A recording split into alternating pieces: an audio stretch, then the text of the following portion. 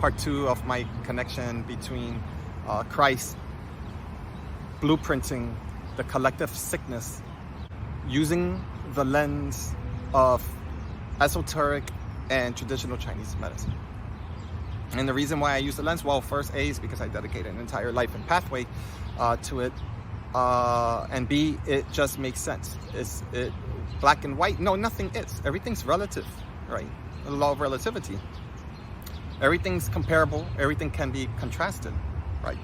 Strategically, scientifically, it's required, right?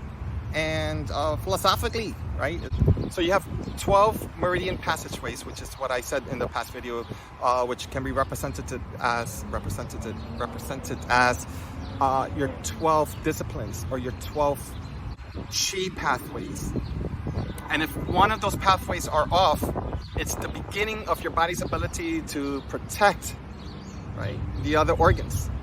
And just like in a chess game, the king and queen is required to be tested. And oftentimes in human biology, physiologically speaking, your body is always going to protect the brain and the heart, which brings upon the conversation of the pericardium, which is the heart protector.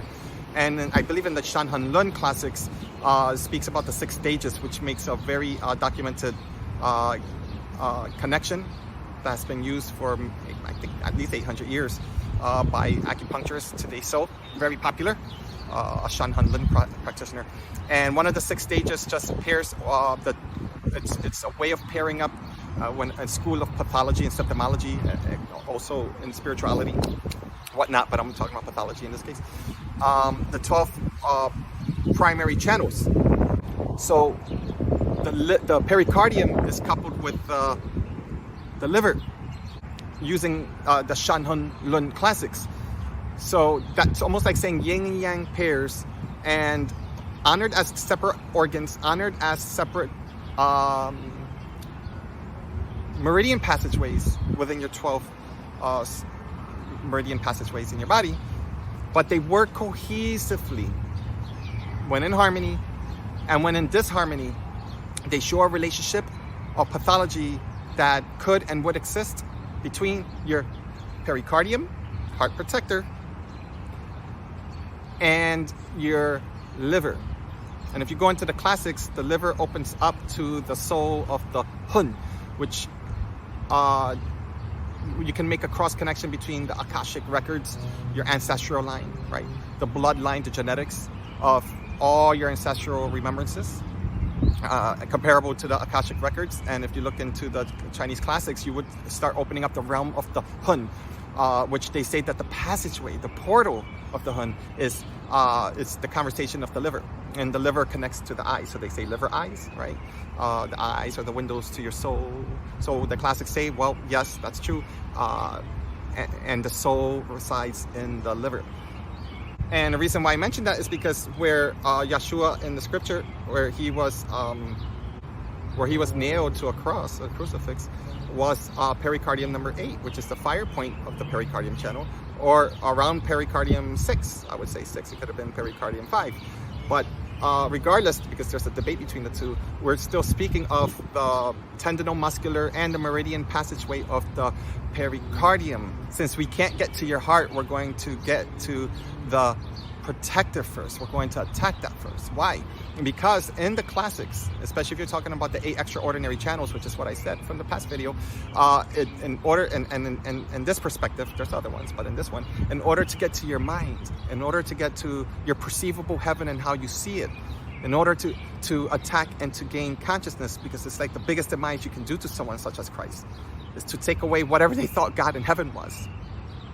Right? Isn't that what they attempted to do? Is first to attack ancestry, what's palpable, the flesh, pericardium channel as an example. And then the feet represents opening up the hidden extraordinary channels, which are never talked about. And one of the 8 channels is called the Chongmai, or the sea, S-E-A, as an ocean, sea of blood, which opens up to your genetic blueprints of everything in your body. So the Chongmai governs all 12 meridian passageways It also lines up to the center of your body. I think there's 5 branches, whatnot, but I'm trying to simplify it.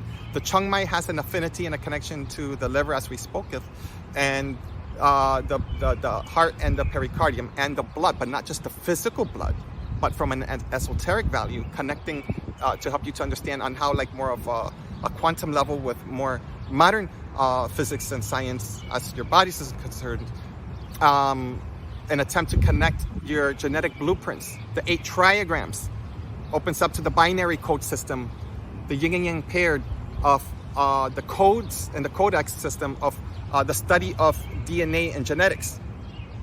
And China has already been working with this for thousands of years. And one of the schools is the 8 triagrams. Again, the 8 triagrams, as in Ba Gua, works in harmony with the 12 animal boxing system of Xingyi, as I said in my last video.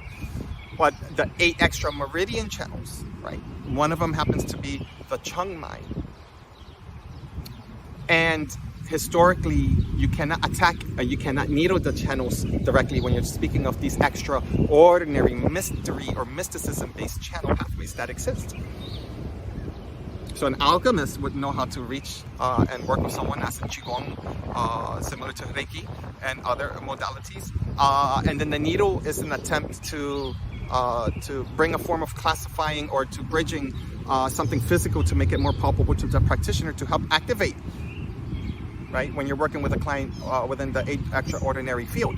And that's classically how it's been worked on with an 8 extraordinary practitioner. But the Chung Mai governs the feet, it governs blood circulation of the feet, works with the uterus, it has directly connected with the uterus and the prostate of the man, so it's like the man uterus. I don't know if that's such a thing. But yes, there's a masculine, there's actually a feminine uterus considered the prostate, or pathology that's similar for women can be held for men when it comes to sexual trauma, quite commonly will be held in the prostate, the forgetting of the female counterpart within their experience, and just thinking that they're just like a man, then it's hard for somebody to unravel what I'm speaking of when it comes to man having a prostate and how it relates to the uterus. So later on, they started to attribute points to the 8 extraordinary channels, and a lot of practitioners swear on those points. So that's another conversation. It's not good or bad. It's just your mind is that powerful. You see what I mean? So there are levels to this attack if you want to see it as an attack as far as Christ consciousness or the attack for consciousness, right? Because you're here to experience consciousness. If you're not here to experience consciousness, then not even the story of Christ or your ability to work towards your inner journey or outer journey or any of this conversation wouldn't even exist. You're not even here, right? Christ doesn't matter. Nothing matters if you're not conscious. And that's the whole point. Is that how can they take your consciousness? Well, one is to make you kind of like unravel and follow somebody else's mastery in consciousness. That's been done for minimally 2,000 years.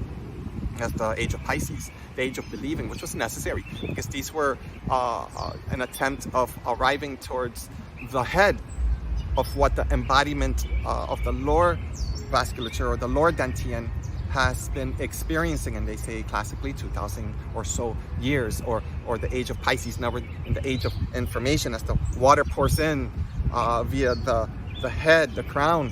Now a sea of information is coming and returning home to the sea of blood, which is divine feminine, which is the Chung Mai, which was the attack, based on this perspective, on the divine feminine as Christ consciousness embodied the protection of Shen, the heart. And the free flowing of that, along with the other 7 meridians, or 8 extra meridians, is the Chung Mai vessel. So kneeling on one of the master Chung Mai points, what is the stomach 41, 42 area, or if it was number 3 area, I don't know. Some people say it was on the calcaneal, on the bone of the, how do you call it? Is it calcaneal? Anyway, the heel bone. Regardless, the entire feet attributed towards an attack of the pericardium and Chung Mai vessel and liver channel as it relates to the feet as well. And yes, I could break this down so much more deeper and so much more precise, but the point with I'm trying to make, it's less of a physics point, but more of an ascension point of view, as far as energy ascension, which is why I may sound a little bit more of a storyteller, which is fine, because it's the quickest way someone who has an ability to go this deep alongside with me is the coolest, quickest way to work with. It's as if like we're like dancing and we're having a conversation at the same time, and those memories become more penetrating than any other studious kind of like conversation you may have with me, such as in a classroom setting, boring as hell, without music. So I'm trying to add music to it, which is the energetic side, divine feminine, right? Which is the right side of it, which is the right side of it, no longer separate from the left. So I'm excited here, because again, Mother Nature is dancing. Whoa. Give me a second. So my hair's all over the place. Ignore that. So I want to end with this. If you're daring enough, curious enough, especially if you're all up on scripture like that, or especially if you're just a believer in Jesus and that's all you do, this might be a stepping stone for you. About to start working on some courses up in here, not simply on that, but on opening up a sense of returning back to home, not necessarily following me or following my school, or creating a new way of working with people when it comes to acupuncture, Chinese medicine, or Chinese herbal medicine, but to work alongside to expand possibilities on how you're already working. And we have fun with this. You know, we have fun with this so that we can actually see different perspectives and approaches in the classics, especially unspoken classics, and my esoteric experiences as I journeyed and every day as I wake up, open my eyes, returning home. So lastly, as I'm saying, to kind of like put this into some perspective,